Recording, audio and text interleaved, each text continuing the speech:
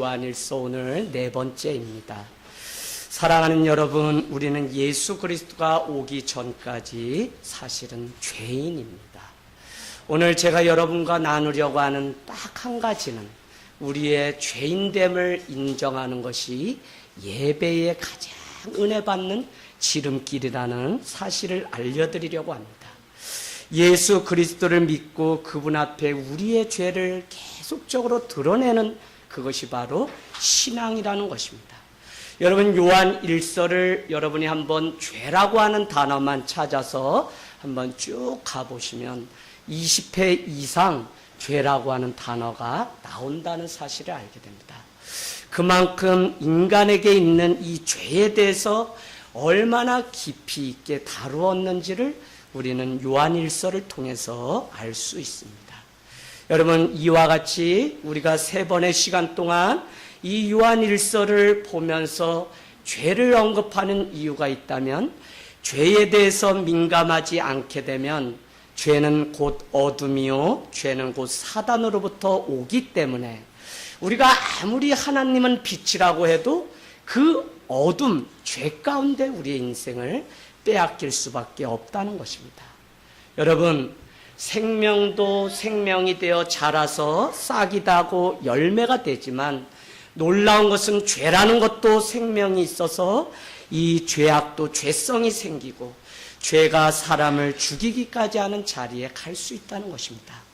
죄의 결과 인간에게 찾아온 가장 큰 아픔은 무엇이냐면 절망과 죽음의 노예로 살아가는 일입니다. 저는 아침에 아내가 출근하면 빨래를 넣을 때 꼭 한번 이야기하고, 요즘 이렇게 무더워서 더울 때면 꼭 저도 모르게 하는 이야기가 있습니다. 인류의 조상이었던 아담과 하와가 죄를 짓게 되자 누가 우리에게 바로 가죽옷을 만들어서 주님이 친히 우리의 부끄러움을 가려주셨습니다. 그러니까 인류에게 찾아온 그 옷의 시작은 언제였냐면 창세기에 등장하는 아담과 하와가 죄를 지음으로 자기의 부끄러움을 알기 시작하면서 옷을 입게 되었어요. 그러니까 아침에 바빠 죽겠는데 세탁물 널고 또 더워서 하루에 옷을 몇 번 갈아입어야 될 때면 이 옷도 거추장스러워서 아우, 아담과 하와가 죄만 안 졌어도 빨가벗고 그냥 살면 얼마나 좋은 세상인데 이 아담과 하와가 죄를 져서 이렇게 옷을 입고 살아야 되니. 저는 죄송합니다만 한 3학년까지는 시골에 뭐 동네 선자든지 추록이든지 다 같은 반인데 너무 순수하고 제가 맑아서 죄가 무엇인지 몰랐기 때문에 한 웅덩이에서 같이 빨개 벗고 미역을 감았던 적이 있습니다. 여러분, 그런데 죄를 알고 부끄러움이 내 인생 가운데 찾아왔을 때 더 많은 옷을, 저의 부끄러운 부분을 가리기 시작했다는 것입니다. 오늘 요한 1서가 우리에게 가르쳐주는 가장 중요한 메시지는 그럼에도 불구하고 예수 그리스도가 오심으로 인하여서 그분과 사귐과 누림이 가능해졌다는 것입니다. 그러나 여러분, 우리는 말씀을 통해서 알 수 있는 한 가지는 오직 진리가 너희를 자유케 한다고 말씀하셨습니다. 그래서 진리이신 1절 태초부터 있었던 생명의 말씀이 우리에게 눈으로 보고 손으로 만짐받을 때 우리는 사귐과 누림이 가능하며, 2절 말씀 다시 한번 복습합니다. 영원한 생명이 무엇이냐? 바로 태초부터 있었던 이 말씀. 이것을 우리가 알 때 우리는 위트니스, 증언하는 삶을 우리는 세상 가운데 나가서 비로소 살게 된다는 것입니다. 그러면서 이 기쁜 소식을 여러분에게 전해주려고 오늘 4절에 보니까 이 편지를 여러분에게 쓰고 있습니다 라고 하는 격려가 담긴 것을 보게 됩니다. 여러분, 그런데 우리가 지난주 말씀 기억하셔야 됩니다. 지난주 말씀 한번 가볼까요? 5절 말씀. 우리에게 가장 기쁜 소식을 전해주었는데 5절은 이렇게 말씀하죠. 하나님은 빛이시라는 것입니다. 그에게는 어둠이 조금도 없으시다는 것입니다. 그러니까 결론은 무엇이냐면 우리 안에 있는 염려와 근심과 이 죄됨이 예수 그리스도 하나님을 만나고 빛 가운데 우리의 삶을 세우게 되면 지금 이 시간 나사렛 예수의 이름으로 우리 가운데 있는 어둠은 다 물러간다고 하는 놀라운 소식을 우리에게 가르쳐 줬습니다. 할렐루야. 여러분, 어떤 염려, 어떤 근심 가지고 주님 앞에 왔습니까? 그러나 오늘 이 예배를 통해 우리의 죄됨을 다 드러내는 시간이 될 때 바로 빛 대신 예수 그리스도께서 오셔서 이 어둠의 죄악을 빛으로 온전히 덮어서 이 교회 문을 나갈 때 누구든지 어떻게 얻은 인생인지 자유하고 승리를 맛보며 돌아가는 은혜가 있을 줄로 믿습니다. 여러분, 그런데 6절은 뭐라고 말씀하냐면 너희가 빛 가운데 거한다고 하면서도 어떻게 해요? 어둠 가운데 행하게 되면 여러분은 스스로 속이는 자요 거짓말하는 자라는 것입니다.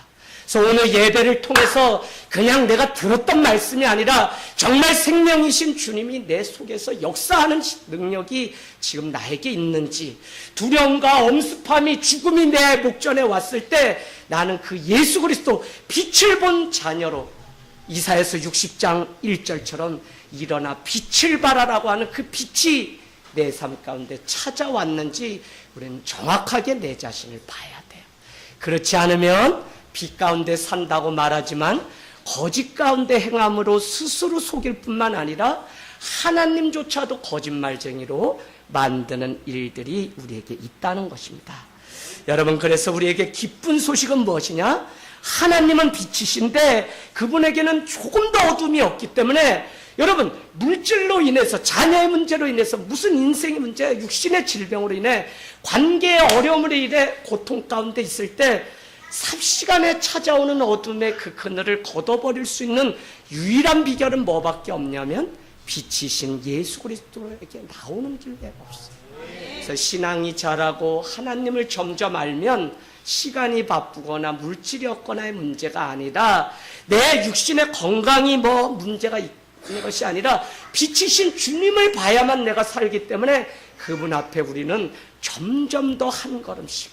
그래서 여러분, 어제보다 오늘 다른 은혜는 무엇이냐면 1mm씩만 주님을 향해, 빛을 향해 조금씩만 나와도 우리의 삶에 빛이 드리워지며 새로운 인생을 살아갈 수 있는 줄로 믿습니다. 여러분, 우리 인생을 하나님을 향하여 걸어가면 하나님은 빛이시기에 그 빛이 우리 안에 있는 어둠을 완전히 끊어버립니다.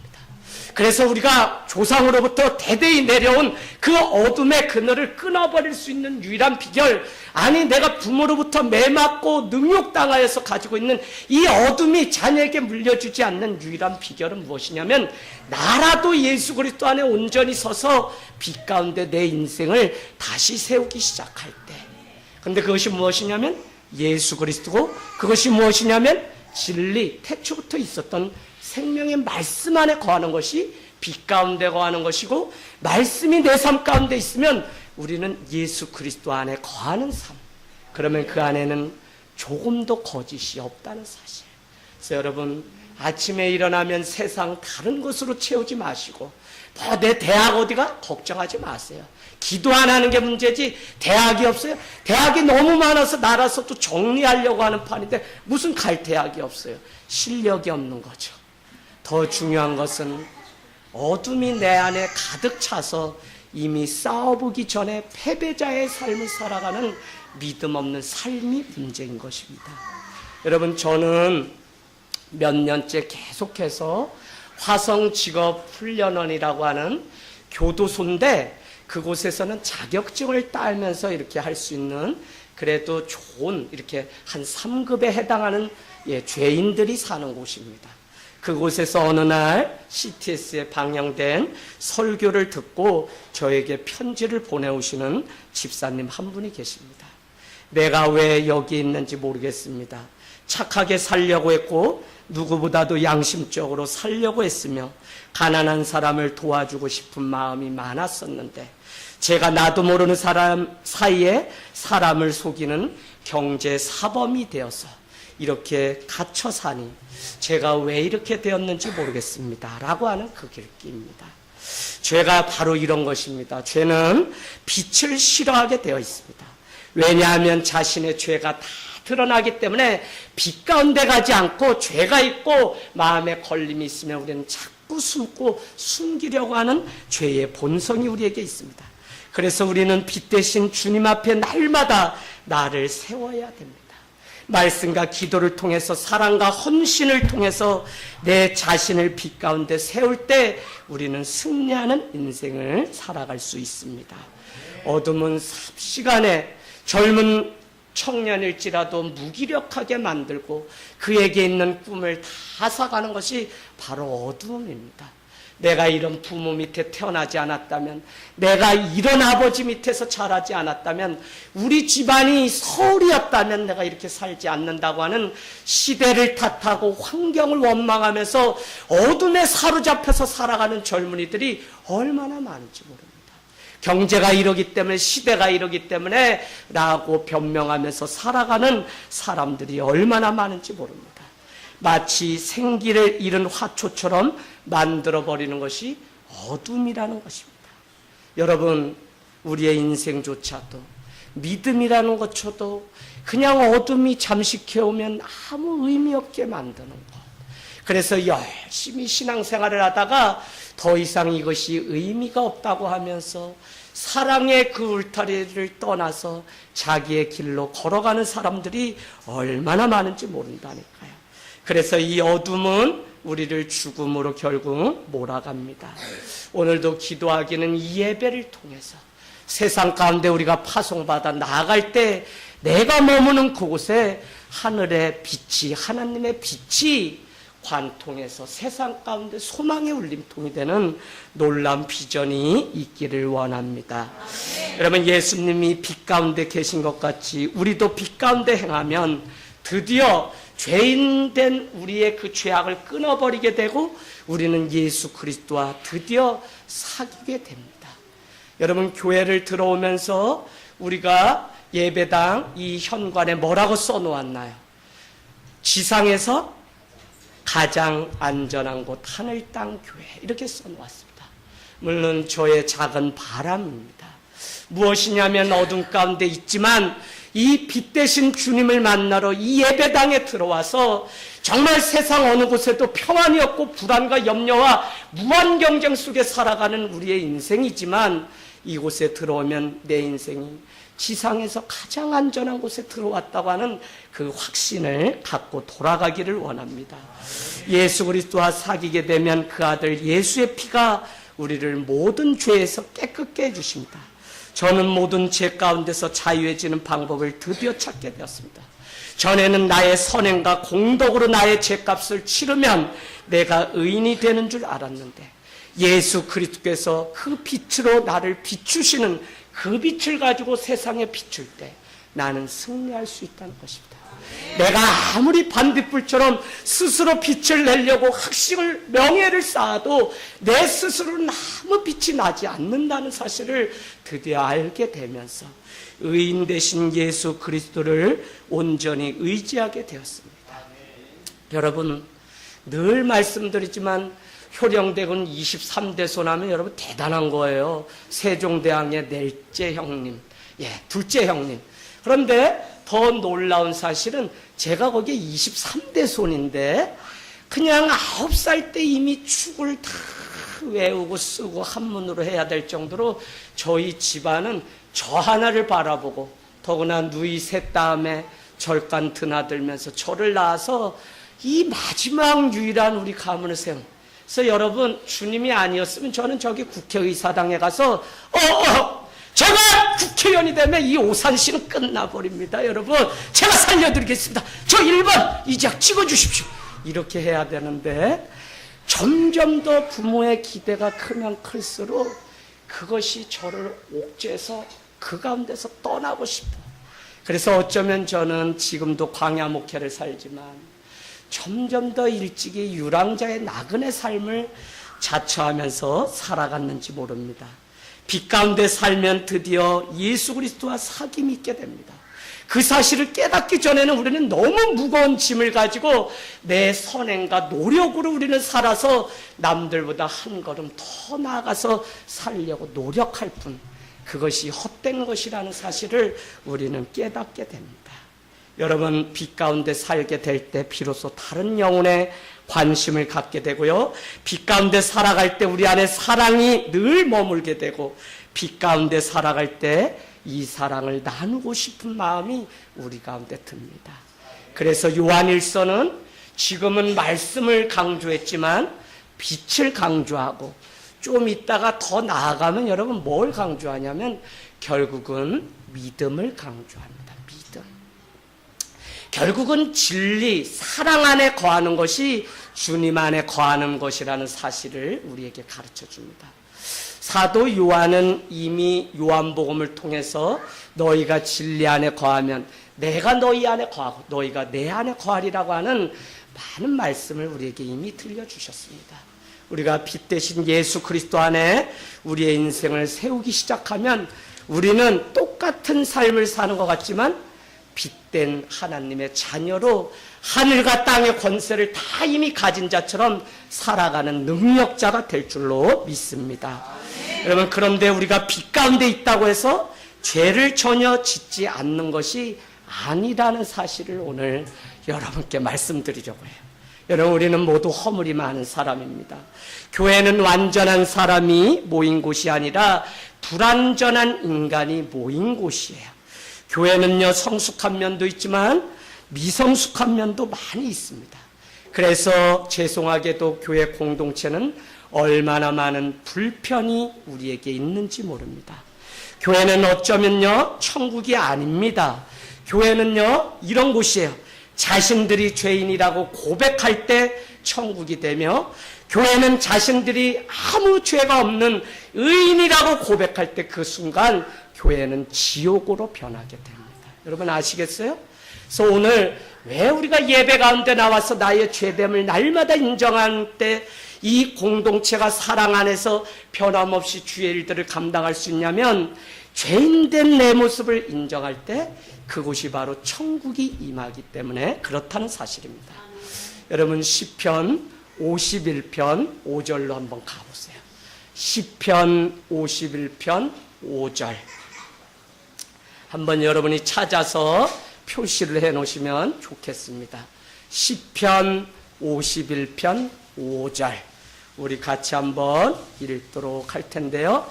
시편 51편 5절. 예, 준비됐으면 우리 같이 읽겠습니다. 시작. 내가 죄악 중에서 출생하시 어머니가 죄 중에서 나를 잉태하였나이다. 아멘. 어머니가 죄악 중에 나를 잉태하였고 나는 뭐라고요? 죄악 중에 출생된 자라고요. 목사님, 저희 집안요 그런 집안 아닙니다. 우리 어머니요, 우리 아버지요, 법 없이도 사실 호인이라는 소리 늘 들으면서 산 가문입니다. 제가 왜 죄 가운데 태어나야 있을 수 없는 일입니다. 그러나 오늘 하나님의 말씀은 우리에게 죄악 가운데 우리가 출생되었다고 말씀하고 있습니다. 여러분, 이 말씀 되게 중요한데 한번 거다 써놔보세요.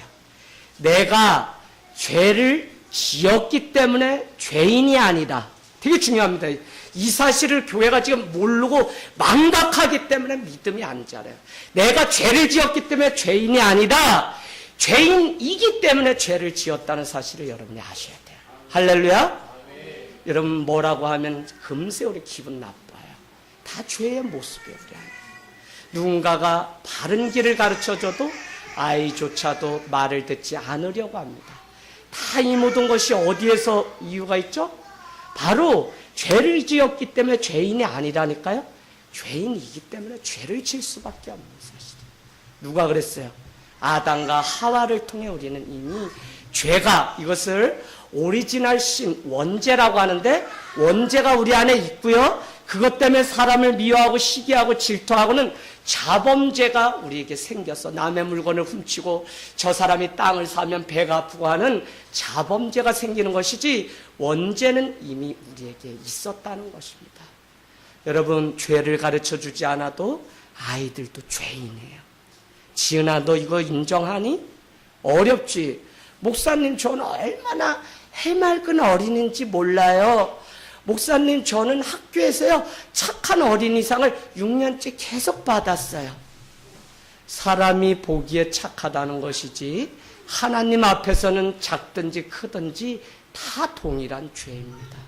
우리가 저 사람보다 내가 낫다고 착각하는 순간 우리는 죄인됨을 보지 못하고 나는 그래도 난데 너는 왜 그래? 라고 하면서 부부 안에 갈등과 싸움이 생기기도 합니다. 여러분, 죄를 안 지으면 죄인이 아니라고 생각하는 사람들이 교회 안에 너무 많습니다. 그것은 교회가 무엇인지 여전히 모르는 거예요. 건강한 교회는 우리의 죄됨을 인정하는 거예요. 그래서 지난주 우리는 세교 사랑 나눔 모임을 통해서 우리가 고백을 했습니다. 전에 가지고 있던 편견을 깨게 되었습니다. 그것은 뭐냐? 교회 오면 다 온전하고 완벽한 사람들이 모여 있다고 생각했는데, 교회는 세상으로부터 부름받은 에클레시아, 부름받은 공동체인데 그 많은 사람들은 다 죄를 가지고 온전함을 향해 평생 성화의 과정을 향해 걸어갈 뿐이지 여전히 죄됨이 우리 안에 있다는 사실을 인정하는 시간을 가졌습니다. 여러분, 8절 말씀 한번 보실래요? 오늘 8절. 만일 우리가 죄가 없다고 말하면 뭐라고요? 스스로 속이고 또 진리가 우리 속에 있지 아니하다는 것입니다. 여러분, 이 말씀을 거꾸로 뒤집어 말하면 내가 죄인이라는 것입니다. 그런데 많은 사람들이 나는 죄가 없다고 이야기한다면 그 사람은 스스로 속이는 자요? 그 사람은 하나님의 말씀을 아무리 많이 알고 그 말씀 안에 산다고 하지만 다 거짓말하는 자라는 사실이에요. 여러분, 이게 참 오늘 우리의 마음 가운데 와 닿아야 돼요. 신앙은요, 바르게 살려고 하는 그게 목적이 아니라 나의 죄됨을 먼저 인정하는 그 위에서 시작할 때 신앙이 시작되는 거지, 나의 죄악은 그대로 덮어놓고 이것을 의로 다 둔갑시켜놓고 다른 사람만 문제라고 말하면 거기에 평강이 은혜가 있겠습니까? 없다니까요. 여러분, 저 자신도 높은 도덕의식으로 살았던 것 때문에 제 자신이 얼마나 힘든 시간들을 살았는지 모릅니다. 저는 오늘 코이노니아, 사귐과 누림이라는 단어가 늘 제 안에, 왜요? 그전에는 제가 열심히 해야만 구원 얻을 수 있는지 알고 반간적인 노력을 다 하면서 살았다면 이제는 그것이 아니라는 사실, 오직 주님의 은혜로만, 그 빛으로만 내가 깨끗해질 수 있는 사실을 알게 되었습니다. 여러분께 오늘 고백하려고 해요. 제가 그러니까 5학년 때부터 부모님을 떠나서 오고 방학이면 시골을 갔더니 중학교를 읍내로 다니거나 원주로 다니는 아이들이 제가 착했는데 저를 막 자기 집으로 초대해요. 초대하면 그날 밤에 뭐를 먹냐면 소주 중에 가장 독한 소주가 금복주 다음에 경월소주입니다. 이놈아들이 어디서 이 소주 먹는 걸 배웠는지, 재아가 너도 한 잔해. 도시에 나가서 사냐고 얼마나 외롭고 힘들었니. 오늘 이 대병 한 병 우리 먹어보자 해서, 여러분, 제가 중학교 때부터 이 술을 먹어서 그런지 키가 안 크더라고요. 그래서 여러분, 또 조상 대대로 술을 많이 음주가물을 좋아하셨는지 먹었다면 코가 삐뚤어지도록 먹어야지 성이 차지 안 돼. 그러니까 중학교, 고등학교 때 이미 아마 뇌세포가 다 죽었을 것 같아. 고등학교 가니까 아이들이 경기를 주천강에다 세워놓고, 아니 경월소주 대병 한 개짝을 갖다 놓고 그냥 10명 모여서 밤새도록 술을 먹는 거예요. 그러면 거기에 어울려서 저도 그렇게, 그러다가 제가 고등학교 때 예수님을 만나고 변했을까요? 변하지 않았어요. 밤이면 재수하는 아이들, 방황하는 아이들이 야 재아가 밤에 생맥주 하자라고 하면 또 끊지 못하고 예배 드리고 그냥 시청에 가서 11시고 12시고 그래놓고는 그 다음날 오면 또 거룩한 척 리더의 자리에 늘 마이크를 잡고 싱어를 또 하고, 할렐루야 주님은 은혜십니다. 얼마나 거짓된 삶을 살았는지 모릅니다. 그러다 20대 초반이 되었을 때 예수를 믿은 지도 얼마 되지 않은 제 삶에 큰 일이 생겼습니다. 술 한 잔을 하고 모란 고개를 넘어서 수진리 고개를 넘어가는데 친구 몇 녀석이 어디서 생긴 객기인지 조용히 가지 않고 언덕에 비스듬히 세워놓은 타우너라고 하는 작은 봉고차가 있는데 그거는 술 한 잔 먹으면 몇 사람이 들었다 냈다 역도도 할 수 있을 정도로 작은 차 있어요. 봉고지만 작은 차 타우너. 친구 몇 명이 그것을 밀어버려서 이 타우너가 굴러가 버렸어요. 금세 경찰서에 신고됐고 경찰이 와서 붙들려 갔는데 부모가 누구인지 말하라는 거예요. 말하지 않고 끝까지 자존심, 억울하다, 나는 친구들이 했을 뿐 나는 하지 않았습니다. 네 집 대 부모 누구야? 말을 하지 않으니까 그 곤봉 있죠, 옛날에 나무? 그거에 머리 한 대 맞으면 머리 깨집니다. 엄청 아파요. 그래도 나는 부모가 없는 고아라고 끝까지 우겼던 기억이 납니다. 어쨌거나 그날 이후로 저는 친구들을 멀리했습니다. 왜요? 억울하기 때문에, 친구들 때문에 내가 경찰서를 가는 일들이 생겼다고 하는 그 도덕의식 때문에 제가 너무 괴로움 속에 살게 되었습니다. 그러나 시간이 가고 예수님을 제대로 만나게 되면서 제가 제 자신을 드디어 보게 되었습니다. 성경은 우리에게 이렇게 말씀합니다. 의인은 없나니 하나도 없느니라고 말씀합니다. 할렐루야. 여기에 있는 우리는 조금 더 성화돼서 조금 더 나을 뿐이지, 목회자든지 장로님이든지 집사님이든지 이 어린아이든지 다 우리 안에는 죄의 본성이 우리 안에 있어요. 단 예수 그리스도의 빛 가운데 우리가 살면 그 죄악이 감춰지고 갇혀질 뿐이지, 여전히 어둠을 짝하기 시작하면 이 죄악은 사람을 죽이는 자리에까지 가는 이 안타까운 일들을 우리가 보게 됩니다. 저는 예수님을 온전히 만나고 나서야 내가 죄인이라는 사실을 알게 되었고요. 내가 죄인이 아니라고 외치는 순간 나는 내 스스로를 속이는 사람이라는 사실을 알게 되었습니다. 저는 신앙이라고 하는 것은 내가 죄인됨을 주님 앞에 날마다 인정하는 것, 그것을 두려워서 숨기는 것이 아니라 주님 앞에 날마다 인정하는 것. 여러분, 어떤 사람은 잘 모르니까 이렇게 살아요. 내가 양심이 깨끗하다는 거예요.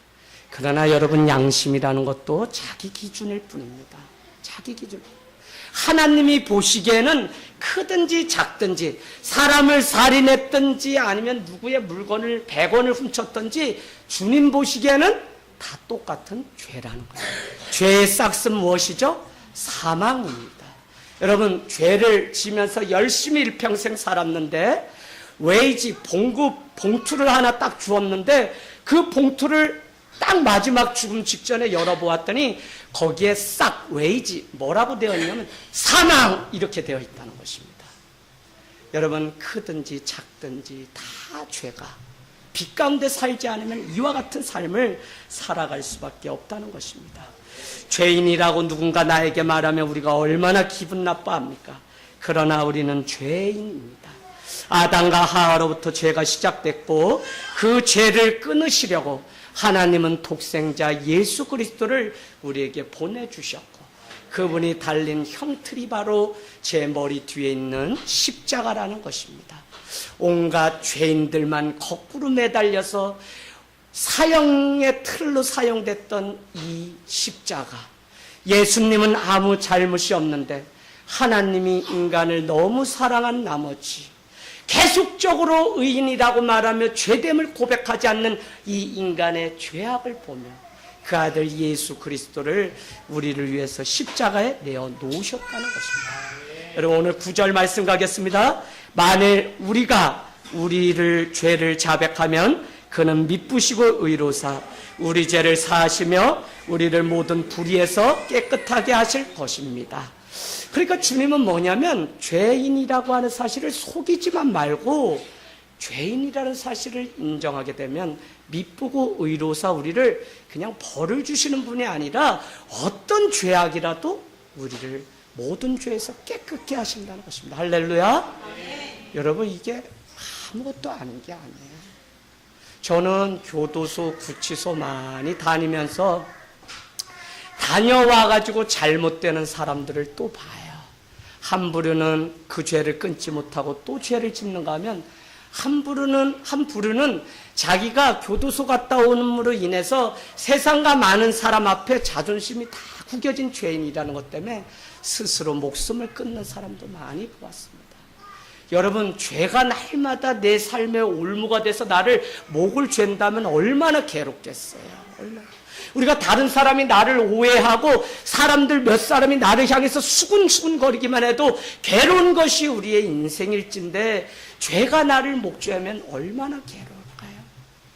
그런데 오늘 예수 그리스도는 그 죄를 고백하면 미쁘시고 의로사 우리를 모든 죄에서 깨끗게 하신다는 것입니다. 오늘 예수 그리스도의 빛 가운데 나오십시오. 그분은 우리를 죄 가운데서 깨끗하게 해주십니다. 이것이 바로 태초부터 있었던 생명의 말씀 때문이며 영원한 생명을 맛보았기 때문에 가능합니다. 나의 죄를 자복하면 모든 불의에서 깨끗해집니다. 죄는요, 숨기면 숨길수록 커집니다. 하지만 죄는 드러내고 고백하게 되면 구원과 생명과 자유함으로 가는 시작점이 될 수 있다는 것입니다. 죄는 어두움입니다. 내가 빛 가운데 살지 못하는 이유, 하나님은 빛이신데 빛을 보지 못하는 이유는 죄 가운데 내가 아직도 살아가는 까닭이라는 사실을 여러분이 인정하셔야 돼요. 어둠은 숨김입니다. 정직과 멀어지게 합니다. 아무리 선한 의도라도 죄가 우리 안에 있으면 진실한 삶에서 점점 멀어지게 만드는 것이 바로 죄의 본성입니다. 오늘 10절 말씀을 읽고 마치겠습니다. 같이 읽습니다. 시작. 만일 우리가 범죄하지 아니하였다 하면 하나님을 거짓말하는 또한 그의 말씀이 우리 속에 있지 아니하니라. 아멘. 6절로 가서 여러분 표시해 놓으세요. 6절. 하나님과 사귐이 있다고 말하고 어둠을 행하면 뭐라고요? 거짓말. 8절로 가세요. 만일 죄가 없다고 말하면 어떻게? 스스로 속이는 것이고 그 안에 뭐가 없어요? 진리가 없고. 10절 동그라미 쳐놓으세요. 우리가 범죄하지 않았다고 하면 하나님을 뭐로? 거짓말하는 자로 만들었고 우리 안에 하나님의 말씀 진리가 없다는 것입니다. 결론은 오늘 말씀은 여러분 아무리 열심히 살아도 빛 가운데 나가지 않으면 우리는 죄인이라는 것입니다. 죄가 있으면 어둠에 갇혀서 스스로 하나님도 속이는 것이죠. 그러나 빛 가운데 나가면 빛이 죄의 어둠을 삼켜버립니다. 그때 우리는 비로소 자유한 인생을 살아갈 수 있다는 것입니다. 그때부터 나의 상처, 과오, 실수, 실패는 예수의 빛 앞에서 완전히 삭제된다는 사실을 여러분은 아셔야 됩니다. 우리가 믿는 예수 그리스도는 모든 죄를 용서해 주실 만큼 깨끗하신 분이십니다.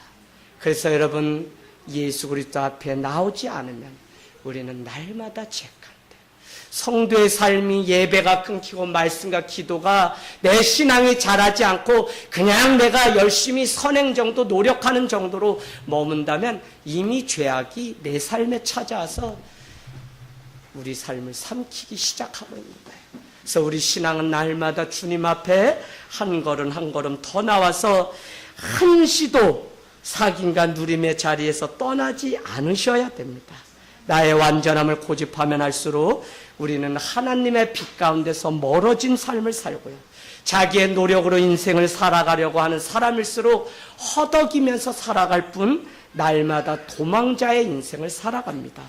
우리에게 비추시는 하나님의 빛 때문에 빛된 인생을 한 주 살아내요. 세상 가운데 빛 대신 주님이 드러나는 거룩하고도 귀한 삶이 되기를 주님의 이름으로 축복합니다.